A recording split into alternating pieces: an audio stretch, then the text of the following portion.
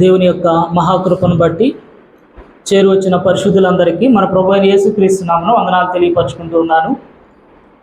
అనేక రోజుల తర్వాత, అనేక వారాల తర్వాత మీ అందరితో కలిసి తన దేవుణ్ణి ఆరాధించుటకు దేవుడిచ్చినటువంటి తరుణాన్ని బట్టి తన దేవునికి కృతజ్ఞతలు తెలియపరచుకుంటూ నాకు ఇచ్చిన అవకాశాన్ని బట్టి మరొకసారి స్థానిక సంఘానికి ప్రభు నామమున వందనాలు తెలియపరచుకుంటున్నాను. మనందరం కలిసి దేవుని యొక్క వాక్యాన్ని మనం ధ్యానించుకుందాము. కొలసీలకు రాసిన పత్రిక 3వ అధ్యాయము 1వ వచనాన్ని మనం ధ్యానించుకుందాం.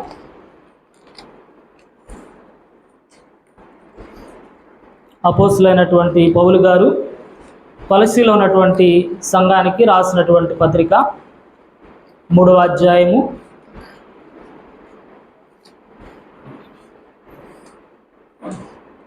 'చెప్పబడినటువంటి ఈ వాక్యాలన్నీ కూడా దయచేసి యవనస్తులు తీసి చదవవలసిందిగా కోరుచున్నాను. ప్రత్యేకంగా యవనస్తుల కొరకే ఈరోజు చెప్పబడుతున్నటువంటి మాటలన్నీ కూడా ప్రత్యేకంగా వారి కొరకే, మిగతా వాళ్ళ కొరకు కాదా అంటే అందరి కొరకు, ప్రత్యేకంగా యవనస్తులైనటువంటి వారి కొరకు, క్రొత్తగా బాప్తిసం పొంది క్రీస్తులో అడుగుపెట్టినటువంటి బిడ్డలందరి కొరకు అని నేను ముందుగా తెలియపరుస్తూ ఉన్నాను. ఈ వాక్యాలను మనం ధ్యానించి మన యొక్క ఆత్మీయమైనటువంటి ఎదుగుదల కొరకు మనం ప్రయాసపడదాం. కొలసీలకు రాసిన పత్రిక 3వ అధ్యాయం 1వ వచనం. పైనున్న వాటినే వెతుకుడి. మొదటి వచనాన్ని మనం చూద్దాం. క్రీస్తుతో కూడా లేపబడిన వారైతే అనేటువంటి మాట మనకేం గుర్తు చేస్తుందండి? క్రీస్తుతో కూడా ఎప్పుడు లేపబడతాం? మనం బాప్తిసం తర్వాత లేపబడతాం. అప్పుడు మనకు రక్షణ వచ్చిందా? రక్షణ లేదా? రక్షణ వచ్చింది. కాబట్టి ఆయన ఏం చెప్తారంటే, మీరు రక్షించబడిన వారైతే, దాని కింద అనేకమైన సంగతులు మనం 1వ వచనం నుంచి 16వ వచనం వరకు మనం ఈరోజు ధ్యానించబోతూ ఉన్నాము. మీరు క్రీస్తుతో కూడా లేపబడిన వారైతే, మీరు రక్షణ పొందిన వారైతే ఏం చేయాలంటున్నాడు? పైనున్న వాటిని వెదుకుడి అంటే, ఆ తర్వాత కింద చదవండి.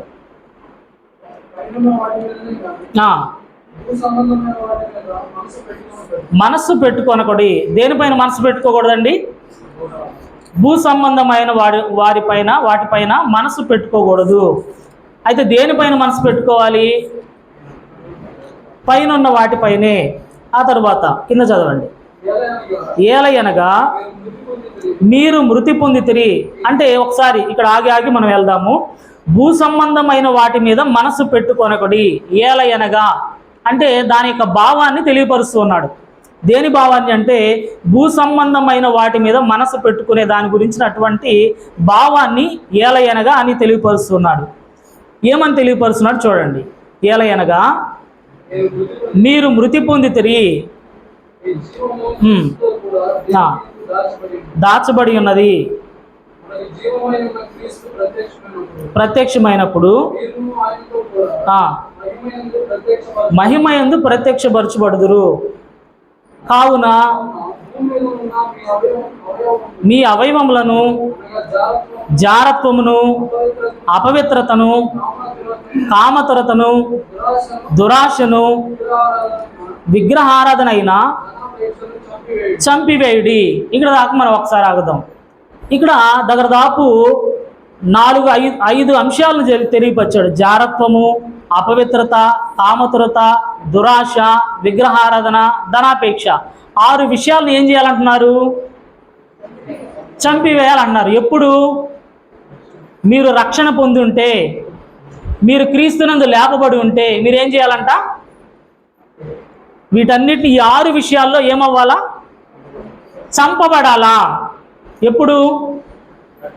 రక్షణ పొందుంటే, క్రీస్తునందు లేపబడి ఉంటే. ఇది ప్రతి ఒక్కరి జీవితాల్లో ఇది అవసరమైంది. ఎవరైతే రక్షణ పొందారో, ఎవరైతే క్రీస్తునందు లేపబడ్డారో వారందరూ కూడా ఈ విషయాల్లో చంపబడాలి. ఆ తర్వాత కిందకు చెప్దాం.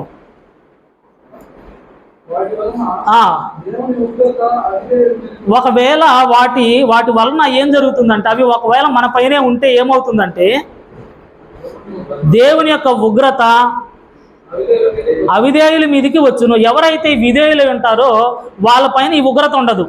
ఎవరైతే అవిధేయులై ఉంటారో, వీటన్నిటి విషయంలో చంపబడి ఉంటారో వాళ్ళపైన ఏముండదు, దేవుని యొక్క ఉగ్రత ఉండనే ఉండదు. కాబట్టి ప్రియమైన సహోదరి సహోదరులు ఆలోచించండి. మీరు రక్షణ పొందుంటే, క్రీస్తునందు మీరు లేపబడి ఉంటే వేటి విషయంలో చంపబడాలా? ఈ 6 విషయాల్లో చంపబడాలి. ఒకవేళ చంపబడకపోతే దేవుని యొక్క ఉగ్రత మన పైన ఉంటుంది. ఒకసారి మన రక్షణ పొందకముందు మన యొక్క స్థితి ఏందో మనం ఆలోచిద్దాం. రక్షణ పొందకముందు ఏ స్థితిలో ఉన్నామండి? మనం బాప్తిసం తరగతిలో మనకు బాగా ఇవి తెలుసు, బాగా మనం బోధింపబడ్డాం. ఏ విషయాల్లో ఎలా ఉన్నాం మనం బాప్తిసానికి ముందు? బాప్తిసానికి ముందు మన స్థితి ఏంటి? చచ్చిన స్థితి. ఇంకా పాపానికి బానిసలం. ఇంకా దేవుని యొక్క ఉగ్రత కింద ఉన్నవారు. ఇంకా లోకాసుల్లో తిరుగుతున్నటువంటి వారు. ఇంకా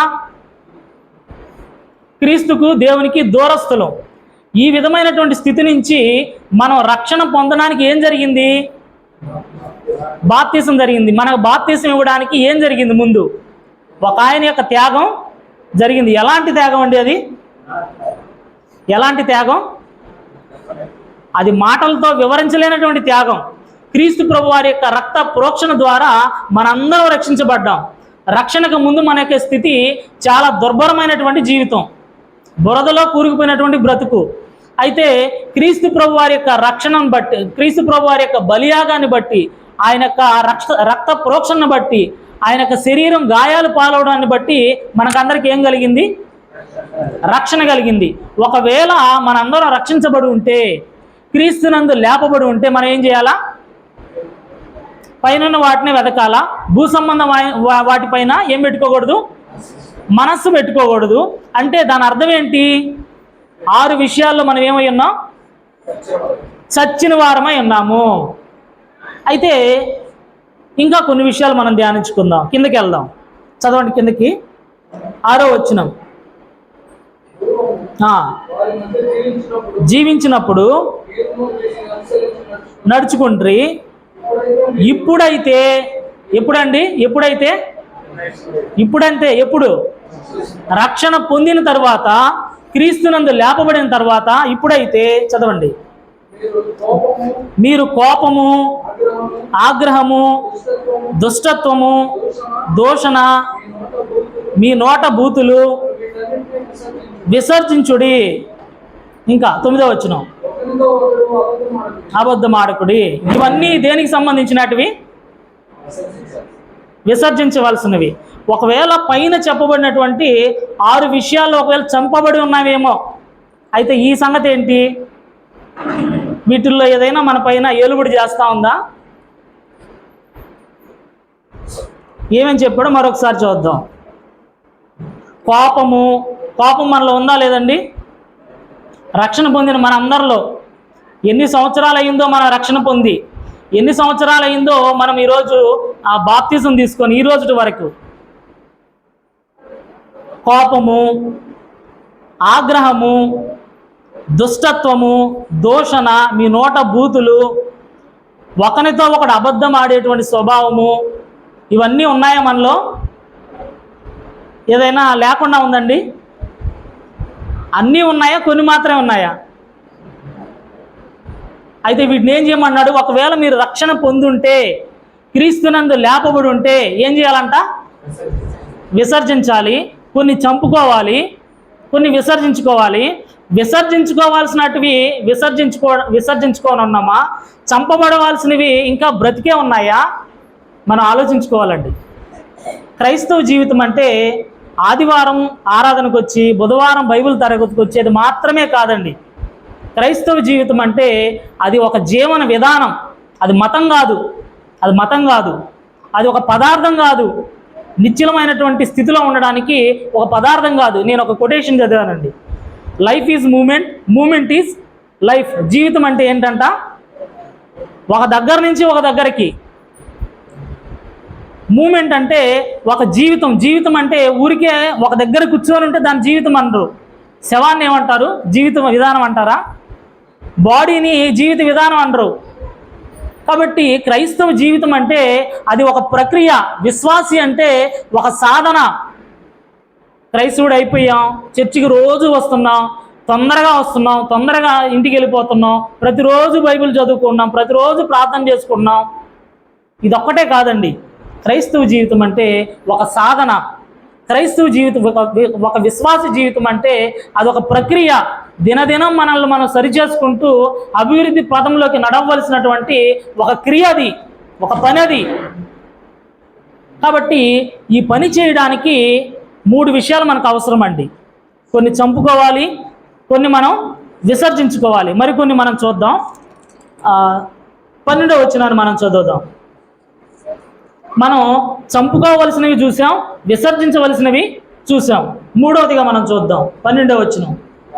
కాగా దేవుని చేత ఏర్పరచబడిన వారును పరిశుద్ధులను తగినట్టుగా మీరు జాలిగల మనసును, దయాళత్వమును, వినయమును, సాత్వికమును ధరించుకునడి. ధరించుకున్నామా? మనం వేటిని ధరించుకోవాలో, వేటిని విసర్జించాలో, వేటిని చంపుకోవాలో మనకందరూ తెలుసు. అయితే మనం ఏం చేయట్లేదంటే విసర్జించుకోవాల్సిన వాటిని మనం ఏం చేస్తున్నాం? అనుదినం మనము వాటిని ప్రాక్టీస్లో ఉంచుకో ఉన్నాం. అనుదినం వాటిని మనం ఏం చేస్తున్నాం? అనుసరిస్తూనే ఉన్నాం. అయితే ఏదైతే ధరించుకోవాలో, ఏదైతే అనుసరించాలో, ఏదైతే సాధన చేయాలో దాన్ని మనం ఏం చేయట్లేదు, అంత పెద్ద పట్టించుకోం మనం. ఇప్పుడు మన కుటుంబాల్లో పిల్లలు ఉంటారండి. పిల్లల్ని స్కూల్కి వెళ్ళకపోతే దండిస్తాం కదా, సండే స్కూల్కి వెళ్ళకపోతే మనకి పెద్ద ఇంపార్టెన్స్ కాదు, అది పెద్ద ప్రత్యేకమైనటువంటి విషయం కాదు. అయితే స్కూల్కి వెళ్ళకపోతే, ఎగ్జామ్స్ రాయకపోతే, స్కూల్లో అల్లరి చేస్తుంటే దాన్ని మనం ఎంత చూస్తాం? చాలా పెద్దదిగా చూసుకుంటాం. వారి జీవితంలో నష్టపోతారని గ్రహించి వాళ్ళని దండిస్తాం, ఇంకేదేదో చేస్తాం వాళ్ళని సరైన మార్గంలో పెట్టడానికి. అది చర్చికి వెళ్ళకపోతే. కాబట్టి ప్రియమైన వారిలో ఆలోచించండి. ఆత్మీయమైన జీవితాన్ని బలపరచుకోవడం కోసం, ఆత్మీయమైనటువంటి సాధన చేయడం కోసం మనం పెద్దగా పట్టించుకోం. అయితే ప్రభువునందు ఉన్నటువంటి వారైతే, మీరు రక్షణ పొందిన వారైతే, క్రీస్తునందు మీరు లేపబడిన వారైతే మీరేం చేయాలా? మనందరం ఏం చేయాలా? కొన్ని విషయాల్లో చంపబడాలా, కొన్ని విషయాలను మనం విసర్జించాలా, కొన్ని విషయాలను మనం ధరించుకోవాలా. క్రైస్తవ జీవితం అంటే ఎంత కష్టమా? మనం శ్రద్ధగా కూర్చొని ఆలోచిస్తే కానీ ఇవి అర్థం కాదండి. కేవలం ఆరాధనకు వచ్చి పోతే సరిపోదు, కేవలం మనం బాప్తిజం తీసుకుంటే సరిపోదు, రక్షణలో ఉంటే సరిపోదు. ఆ రక్షణ కొనసాగించే మార్గాన్ని మనం వెతక్కపోతే, ఆ పని జరిగించుకోకపోతే, ఇప్పుడు బిర్యానీ చేయాలండి, బిర్యానీ చేయాలి, సామాన్లు అన్నీ తెచ్చుకుంటుంటే సరిపోద్దా? ఇంట్లో బిర్యానీ వండుకొని తినాలని ఆశగా అన్నీ తెచ్చిపెట్టుకున్నాం. అయితే అవన్నీ తెచ్చిపెట్టుకుంటే సరిపోద్దా? కేవలం బాప్తిజం పొందితే సరిపోద్దా? రక్షణలోకి వచ్చేస్తే సరిపోద్దా? సరిపోదు. ఇంకేదో చేయాలంటే కొన్ని చంపుకోవాలి మీరు, కొన్ని మనం విసర్జించుకోవాలి, మనందరం కొన్నిటిని ధరించుకోవాలి మనం. అయితే వీటన్నిటిని చేయడానికి మూడు ముఖ్యమైనటువంటి అంశాలు మనకు అవసరం అండి. 3 ముఖ్యమైనటువంటి అంశాలు మనకు అవసరం. చండలే ఆ ముఖ్యమైనటువంటి అంశాలు ఏంటంటే, మొదటిది సి, రెండవది డి, మూడవది ఎస్. ఈ అన్ని విషయాలను క్రీస్తునందు మనందరం ఉంటే, రక్షణ పొందిన వారమైతే, ప్రభువునందు మనం లేపబడిన వారమైతే, ఈ ఫార్ములాను ఉపయోగించి మనం కొన్నిటిని చంపుకోవచ్చు, మనం కొన్నిటిని విసర్జించుకోవచ్చు, మనం కొన్నిటిని ధరించుకోవచ్చు. కాబట్టి అదే క్రైస్తవ జీవితం. కొన్నిటిని చంపుకోవాలి, కొన్నిటిని విసర్జించాలి, కొన్నిటిని ధరించుకోవాలి. అదే క్రైస్తవుని యొక్క జీవితం. ఇది అనుదినం మన యొక్క జీవితాల్లో ఇది అనుక్షణం మనం అనుసరిస్తూనే ఉంటాం ఈ ఫార్ములాని. అయితే ఆత్మీయమైనటువంటి జీవితానికి మాత్రం ఇది అప్లై చేయం. ఇప్పుడు ఒక తండ్రి తన యొక్క కుమారుని ఉన్నతమైన స్థితిలో ఉంచడానికి ఏం చేస్తాడండి? మొదటి సి, కమిట్ అవుతాడు. కమిట్మెంట్. తండ్రికి కుమారుని ఉన్నతమైన స్థితిలో ఉంచాలి అనేటువంటి కమిట్మెంట్ లేకపోతే ఏం చేయలేడండి. అసలు అనుకోకపోతే ఏం జరుగుతుంది? తన పిల్లల్ని విచ్చలవిడిగా వదిలేస్తాడు. మొదటి అంశం ఏంటంటే కమిట్మెంట్. ఆ కమిట్మెంట్ అనేది లేకపోతే, నేను నా బిడ్డల్ని ఉన్నతమైన స్థితిలో ఉంచాలి, ఒక డాక్టర్ని చేయాలి, ఒక ఇంజనీర్ని చేయాలి, లేదా ఒక మంచి సేవకుడిని చేయాలి అనేటువంటి కమిట్మెంట్ లేకపోతే ఆ యొక్క కార్యక్రమం ఆ ఉన్నతమైన స్థితిలో ఉంచడానికి అవకాశమే లేనేలేదు ప్రియమైన వారలారా. రెండవది డెడికేషన్. డెడికేషన్ అంటే అర్థం ఏంటండి? సరే, కమిట్మెంట్ అంటే అర్థం ఏంటి? నిబద్ధత, నిర్ణయించుకోవడం. నిజానికి నిబద్ధత అంటే మనకు అర్థం కాదు, కానీ కమిట్మెంట్ అంటే అందరికీ అర్థమవుతుంది. కాబట్టి నేను కమిట్మెంట్ అనే మాటనే ఉపయోగిస్తాను. కమిట్మెంట్ ఉండాలి. రెండవదిగా డెడికేషన్ ఉండాలి. ఆ తండ్రికి బిడ్డలను ఉన్నతమైన స్థానంలో ఉంచాలనేటువంటి డెడికేషన్ లేకపోతే, కమిట్మెంట్ ఉంది, చేయాలనేటువంటి ఆలోచన ఉంది, దానికోసం ప్రయాసపడకపోతే, దానికోసం సమర్పించుకోకపోతే ఏమైపోతారు? బిడ్డలు నష్టపోయేటువంటి అవకాశం ఉంటుంది.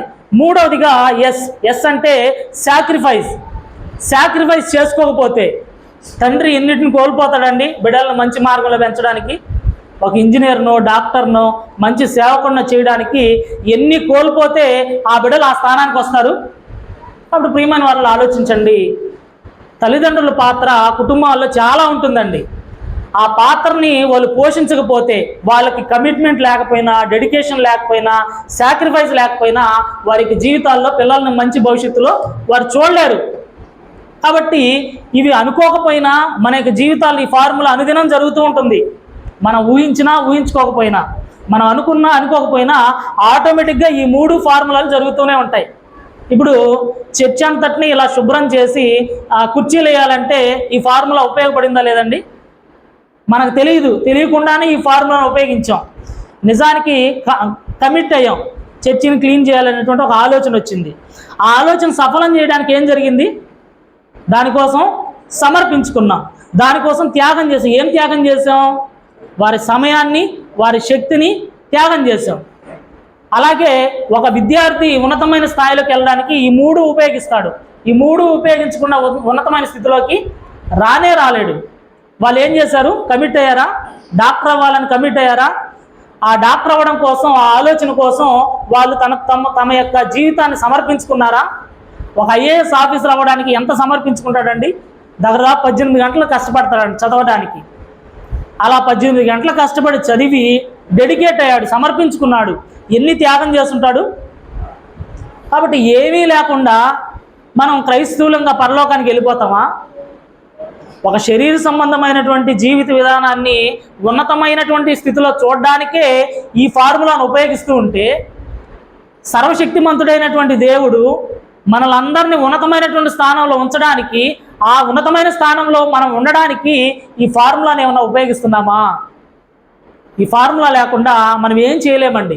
అనుకుంటాం, ఊరికే వస్తాం పోతాం, పాటలు పాడుతుంటాం, వాకింగ్ చెప్తాం, వాకింగ్ చదువుతాం. అయితే ఈ యొక్క సిడిఎస్ ఫార్ములా మన యొక్క జీవితాల్లో అప్లై చేసుకోకపోతే మన యొక్క జీవితము ఉన్నతమైనటువంటి ఆ పరలోకానికి వెళ్ళడానికి అర్హత సాధించలేం. మనం ఏమీ చంపుకోలేం, వేటిని విసర్జించుకోలేం, వేటిని ధరించుకోలేం. కాబట్టి వాటిని చెయ్యాలంటే మనకేం కావాలా? ఏం కావాలండి? ఈ ఫార్ములా అవసరం. అయితే ఎవరైనా ఈ ఫార్ములాను అనుసరించిన వారు భూమి మీద మనకు మాదిరిగా ఉంచిపోయారా అనే దాన్ని మనం ఆలోచిద్దాం. మొట్టమొదటిగా పౌలు గారి యొక్క జీవితాన్ని మనం చూద్దాం. ఈ యొక్క ఫార్ములాని ఎంత చక్కగా ఆయన, ఎంత నిబద్ధతతో ఆయన అనుసరించాడో మనం చూద్దాం. అపోస్తుల కార్యము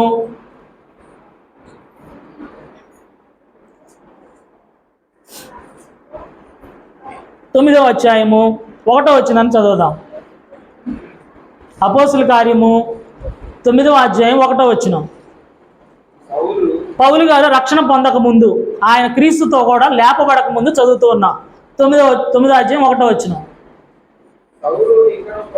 ఆయన ఇంకా పౌలుగా మార్చబడలేదు, సౌలుగానే ఉన్నాడు. ఆ పరిస్థితుల్లో ఏం జరుగుతుందో చూద్దాం.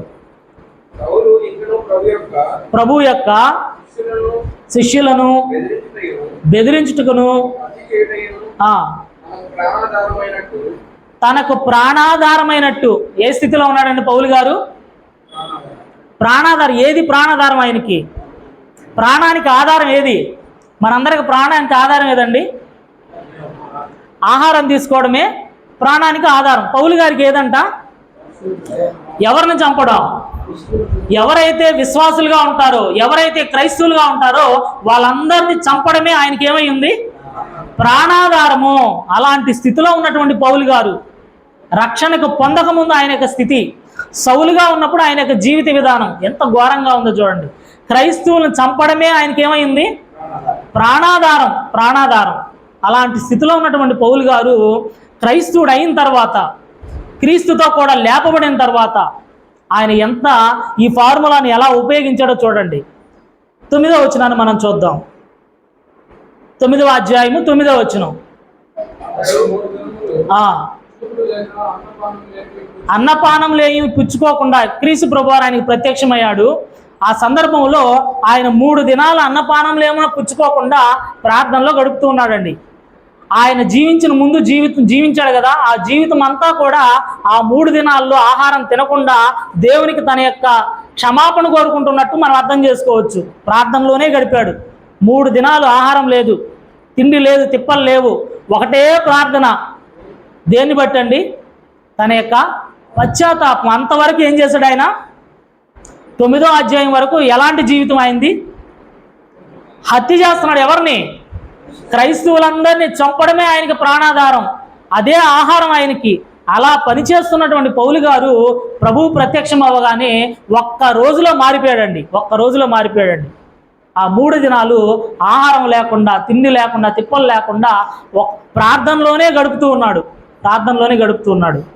ఆ తర్వాత ఏం జరిగింది చూడండి. 9వ అధ్యాయము 18వ వచనం. 9వ అధ్యాయం 18వ వచనం. రాలగా దృష్టి కలిగి బాప్తిసం పొందాడు. ఒక సహోదరుడు వచ్చి ఆయనకి బాప్తిసం ఇచ్చాడు. బాప్తిసం ఇవ్వగానే ఆయన రక్షణ పొందారు. రక్షణ పొందిన వెంటనే ఏం జరిగిందో చూడండి.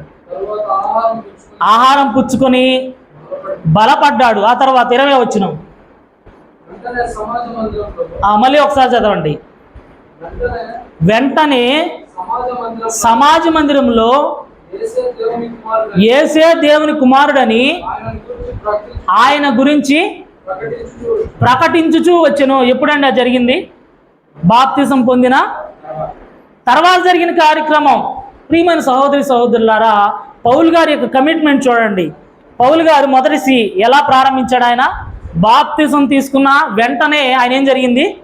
సువార్త ప్రకటించడం ప్రారంభించడు. ఎంత కమిట్ అయిపోయాడో చూడండి.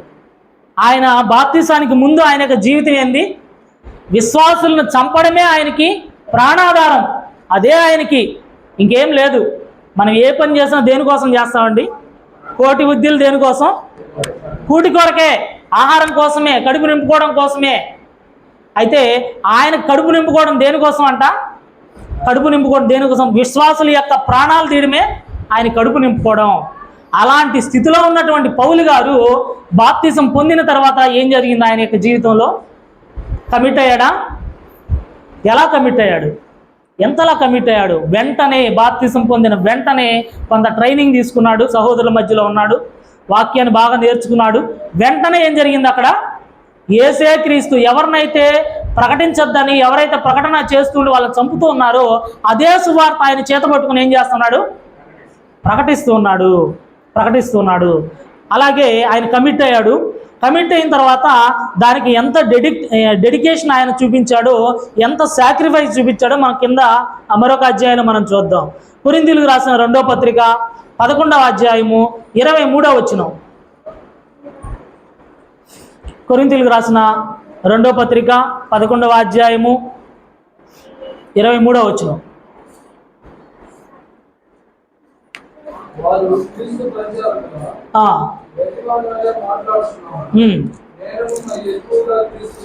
క్రీస్తు పరిచారకుడినే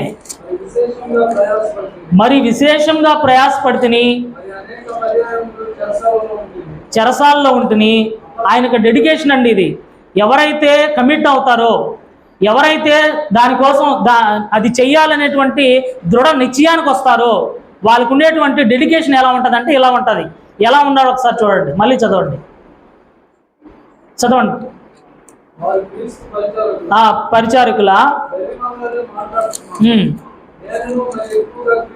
పరిచారకుండే మరి విశేషంగా ప్రయాసపడుతుంది. ఎలా ప్రయాసపడ్డాడో చెప్తున్నాడండి. మరి అనేక పర్యాయములు చెరసాల్లో ఉంటిని, అపరిమితంగా దెబ్బలు తింటిని, అనేక మార్లు ప్రాణాపాయంలో ఉంటిని. చదవండి. 40 దెబ్బలు తింటిని, ముమ్మారు బెత్తములతో కొట్టబడి తిని, ఒకసారి రాళ్లతో కొట్టబడి తిని, శ్రమ పడి తిని, గడిపి తిని,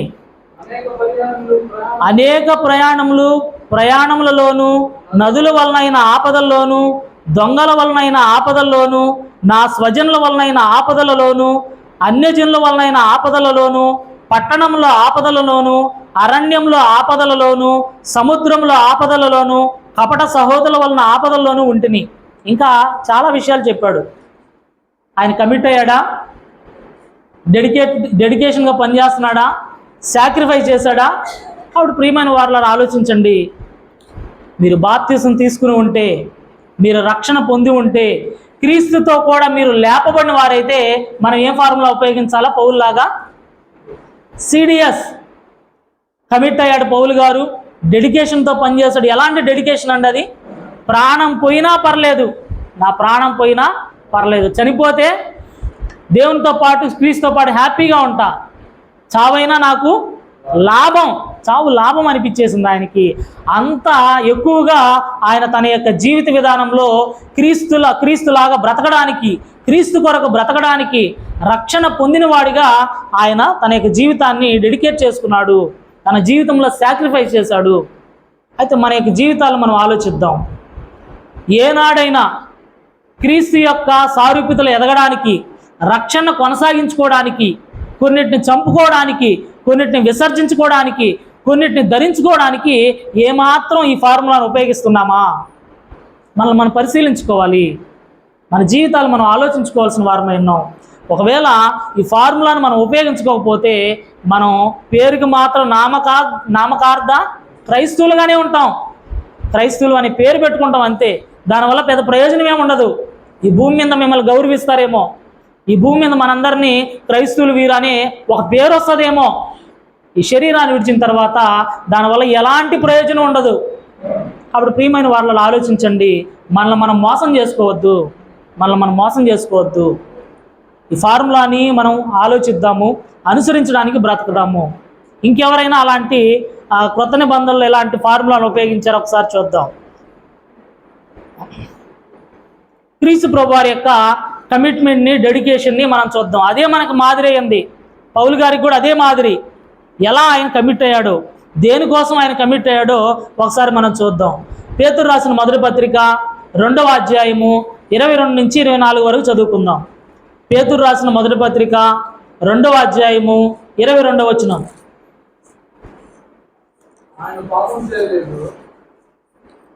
దయచేసి సమయం అయితే ఒకసారి నాకు చెప్పండి, ఒక 5 నిమిషాల ముందు.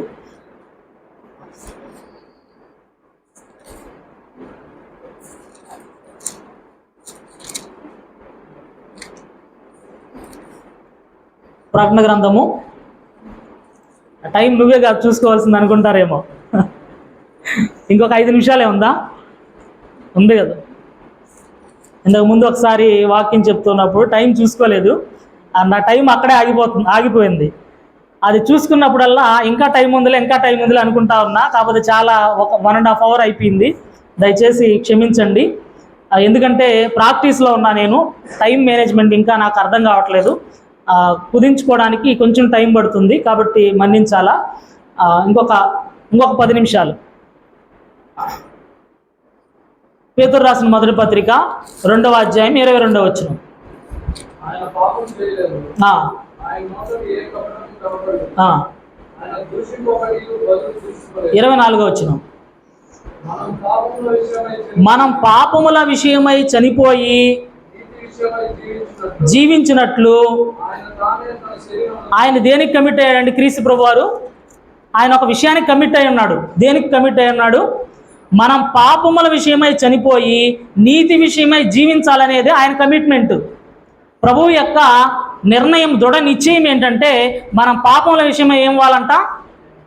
చనిపోవాలి. మనం కొన్నిటిని విసర్జించుకోవాలి, కొన్నిటిని ధరించుకోవాలి, కొన్నిటిని చంపుకోవాలి. పాపాల విషయం మనం ఏం అవ్వాలంట? చనిపోవాలనేది ప్రభువు యొక్క కమిట్మెంట్. ఆయన నిర్ణయించుకున్నాడు. ఆ నిర్ణయానికి ఎలా డెడికేట్ అయ్యాడో మనం చూద్దాం. చదువుదాం కిందకి. ఆయన తానే తన శరీరమందు మోసుకొనును. ఎలా డెడికేట్ అయ్యాడండి ఆయన? మన పాపాలను ఏం చేశాడు ఆయన? మనల్ని నీతియుక్తమైనటువంటి జీవితంలో నడిపించడానికి, మనం పాప విషయంలో చనిపోయి నీతిగా బ్రతకడానికి ఆయన ఏం చేశాడంట? ఎలా డెడికేట్ అయ్యాడు? ఎలా సమర్పించుకున్నాడు? ఆయన మన పాపాలన్నింటినీ కూడా ఆయన పైన మోపబడి, ఆయన ఏ పాపం చేయలేదు. ఒక ఉదాహరణ చెప్తాను చూడండి. జడ్జి గారు ఉన్నారు. ఒక నరహంతకుడు అయినటువంటి ఆయన బోన్లో నిలబడ్డాడు.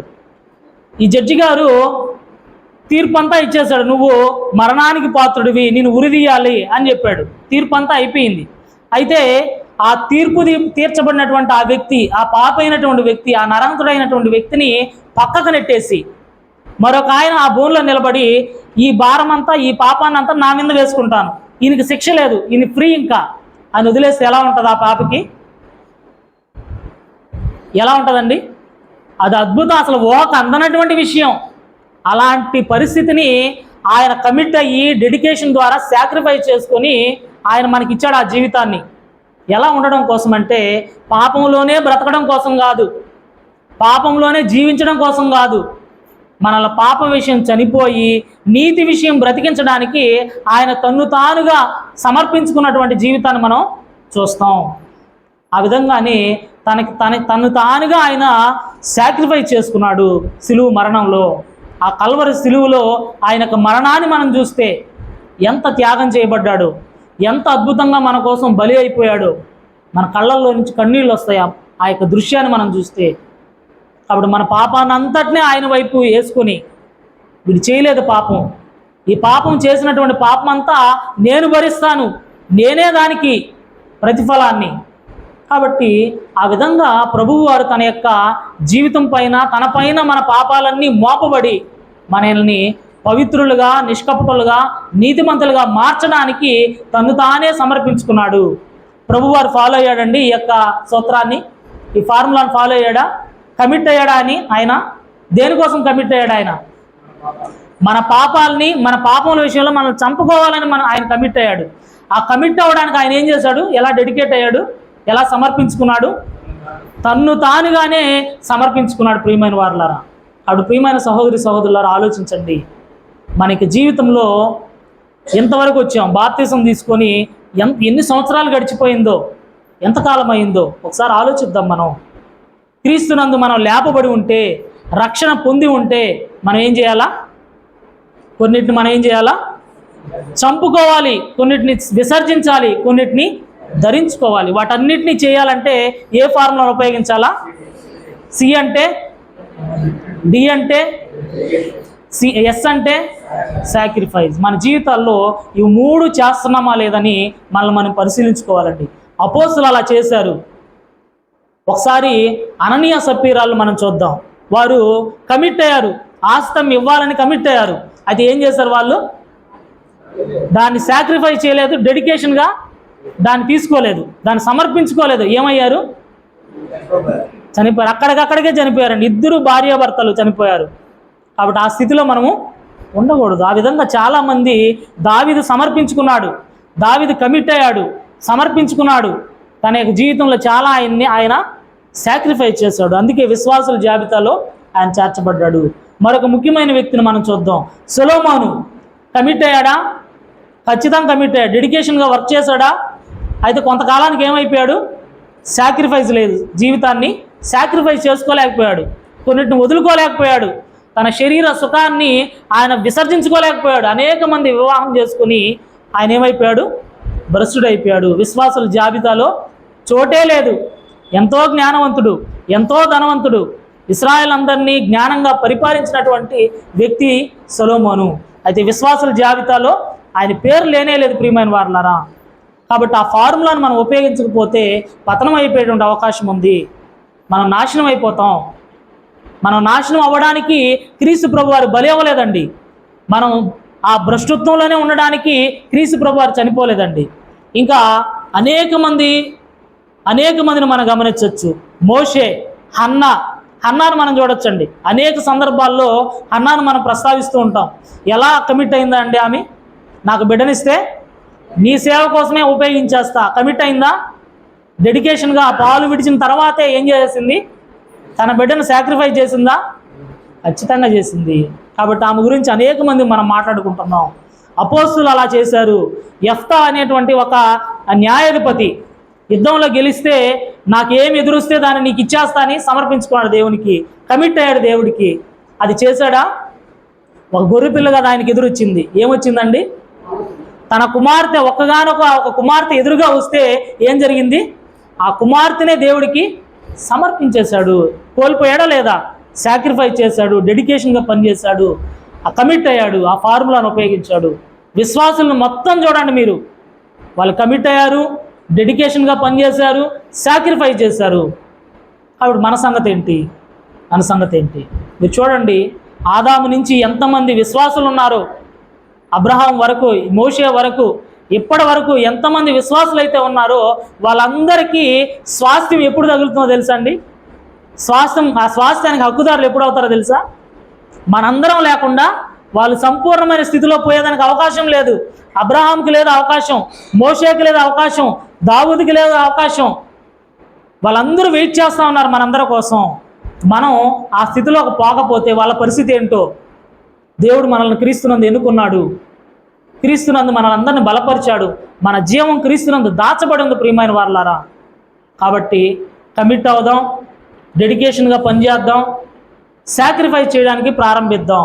ఒకవేళ మన యొక్క జీవితాల్లో ఇది అప్లై చేస్తూ ఉంటే ఇంకా బలంగా పనిచేయడానికి ప్రయత్నం చేద్దాం. ఒకవేళ చేయకపోతే, దీని గురించి మనం ఆలోచించకపోతే ఈ రోజు నుంచి అయినా ఈ ఫార్ములాను మన యొక్క జీవితాల్లో ఆలోచించి, అనుసరించి, అవలంబించడానికి మనం ప్రయత్నం చేద్దాం. క్రీస్తునందు మీకు అందరికీ ఓపికగా మీకు అందరికీ కూడా ప్రభువు నామమున వందనాలు తెలియపరచుకుంటూ అపోస్తలుల బోధన ముగిస్తూ ఉన్నాను.